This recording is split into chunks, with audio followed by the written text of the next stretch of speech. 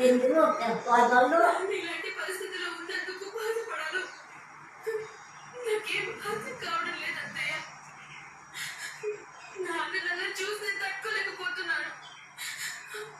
నాకు ప్రాణం పోతున్నట్టు అనిపిస్తుంది అత్తయ్య.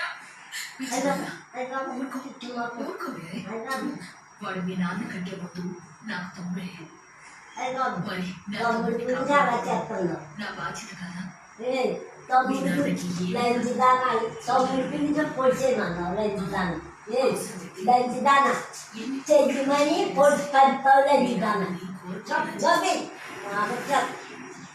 చెప్పి కొట్టాలి భయపడడం మానేసి ఆ మహాలక్ష్మి వెళ్ళిపోయిందన్న ఆనందంగా ఉంటున్నా.